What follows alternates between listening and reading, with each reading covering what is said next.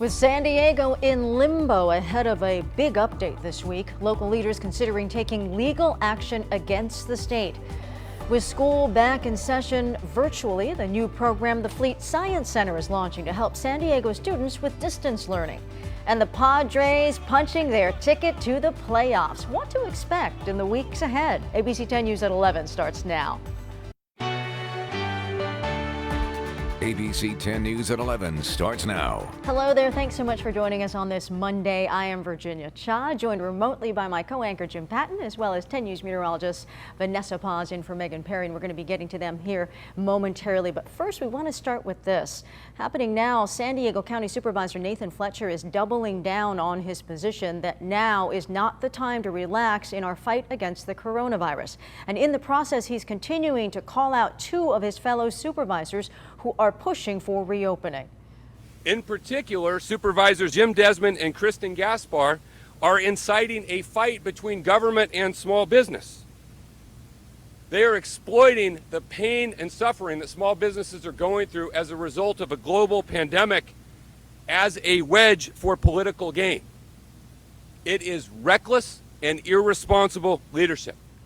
Fletcher's comments coming with San Diego on the brink of moving into the state's most restrictive purple tier. Now, in just a matter of hours, a number of business owners will be holding a rally hoping to sway county supervisors to take local control over San Diego's reopening plans. ABC 10 News anchor Mary McKenzie is at the county administration building. Many business owners call this a fight for survival, not a political one. We have to remain open and we have to continue to look forward. The Air and Space Museum in Balboa Park is looking at a possible third round of closures if the county falls back into the state's more restrictive purple tier on Tuesday. Some business owners have said they simply won't survive if they have to close again. For the museum, it's a loss of revenue, 95% when they close their doors. And the director, Jim Kidrick, says a loss of community that's impossible to calculate. County supervisors are meeting in a closed-door session today to discuss possible legal action against the state. In the meantime, if the county stays over the threshold for the case rate for 14 days, we'll find out Tuesday, due in large part to the hundreds of cases at SDSU.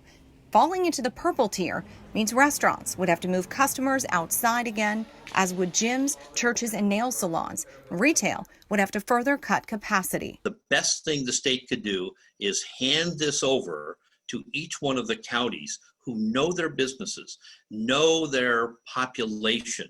You know, they live it and breathe it. Today, a rally with a number of business owners who are on the brink will happen at 4 o'clock at the county administration building. Mary McKenzie, ABC 10 News. And the Fleet Science Center has launched a new program that will help families bridge the gap between at-home and classroom learning. ABC 10 News reporter Marie Cornell has more on this distance learning hub. The Fleet Science Center is offering a program that helps students navigate through distance learning. But before they can enter the building, they have to go through a health screening. Once inside, classrooms are transformed into individual hubs. Students each have a workspace where they use their own electronic device to connect to their distance learning classrooms. Educators are there helping with any issues that may come up. If they need somewhere that they know that their students are going to be connected online and get a little bit of assistance to make sure that they can stay on track and doing everything that they can for school. Andrea Pipdani is the Youth Engagement Manager for the Fleet Science Center. She says the idea of hubs came from families who needed help juggling the work life with schools being closed. Some families don't have that option at home, or it's a battle between parents of, hey, I need to do this so that I can do my job, but also I want to make sure that my students on their computer. And so we're trying to make sure that we can support those parents as well. And during breaks, educators work on different science activities with the kids, or they get tours of different parts of their museum since their doors are still closed to the public.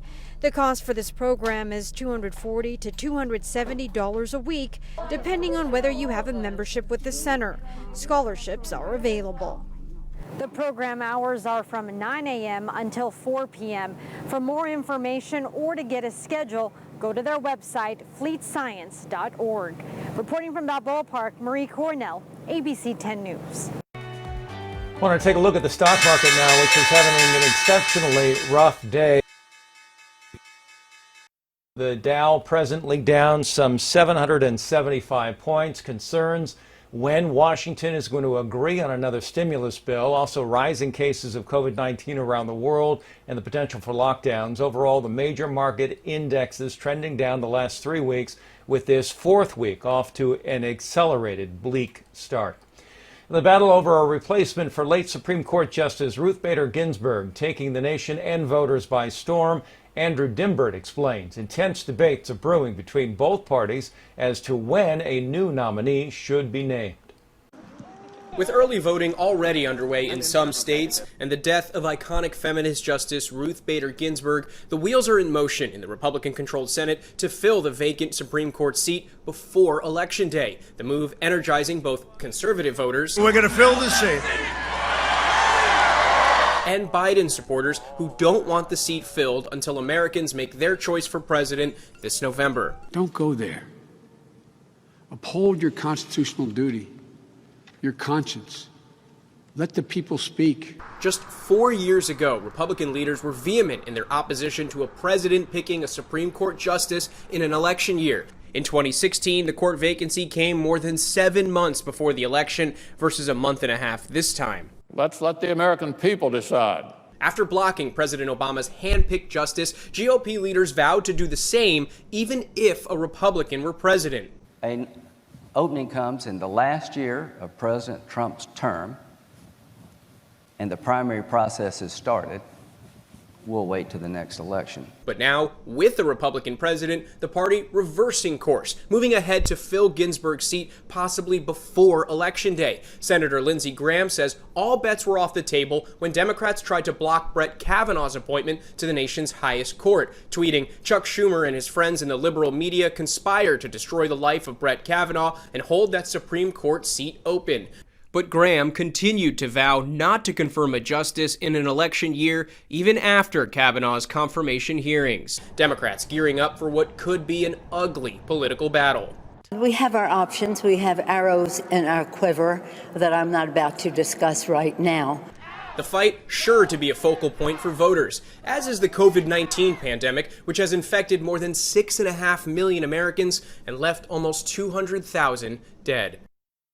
And back to that Supreme Court vacancy, the president has yet to name a nominee, but said today that he will announce one either Friday or Saturday, and added that he's committed to picking a woman. Andrew Dimbert, ABC News, Washington. Justice Ruth Bader Ginsburg will lie in repose at the U.S. Supreme Court later this week. Wednesday and Thursday, her casket will sit in front of the court for a public viewing. Also on Wednesday, there will be a private ceremony with Ginsburg's family, close friends, and members of the court. Virginia? Thank you so much, Jim. Today, the La Mesa City Council will hold a special meeting to talk about converting a Holiday Inn into housing for the homeless. The County Board of Supervisors has already approved a plan by an outside group to buy the building and create 139 units of transitional housing. That site is next to a Kaiser Permanente near a strip mall. City officials say they understand the need for the housing, but that the issue may be the location. That meeting is at 6:30 this evening. Well, for the first time in 14 years, the Padres headed to the playoffs, and the team says this is just the beginning. Picking it up in the 11th inning yesterday, that's when Mitch Moreland hit a fly ball, and the Mariners didn't catch it. Padres scoring 3 in that inning, taking the lead to 7-4. Afterwards, the players talked about the reasons making it into the playoffs means so much to them. I just feel so happy for the city of San Diego. I know it's been so many years since they went to the playoff. And bringing playoff baseball to San Diego back, I just get emotional, you know. And I've seen all those fans out there cheer for us, and I mean, this is all for them. The Padres have a day off today. They will be back on the field tomorrow to face the Angels. So we are now still not quite sure who the Padres will be playing, but here's a reminder of how things are going to work in the postseason this year. Teams will play their wild card series games at their home stadiums. Of course, that means the Padres will start the postseason at Petco Park. After that, the rest of the playoff games will be played at neutral sites in bubbles. The NLDS and Championship Series will be played at sites in Texas, while the AL Series will be played played in LA and here in San Diego. The World Series will be played in Arlington, Texas, home of the Rangers. And this morning, Padres Executive Chairman Ron Fowler chatting with 10 News Sports Director Ben Higgins on the Ben and Wood Show on the Fan says he is hoping Padres fans will be able to see games in person. Meanwhile, Fowler did temper expectations, calling this season, quote, fluid to say the least. So far this season, as you know, MLB games have been played in empty stadiums. Jim? It's exciting stuff any way you look at it. Wow, thank you, Virginia. This story here is a little bit more straightforward. Escondido Public Library reopening today with limited services. Library hours will be 10 a.m. to 6 p.m. Monday through Saturday, and you can place a hold and pick it up on the self-service shelves. There is also curbside pickup and limited access to computers, printers, copiers, and Wi-Fi. To help ensure that everyone is safe, masks must be worn and social distancing rules will apply.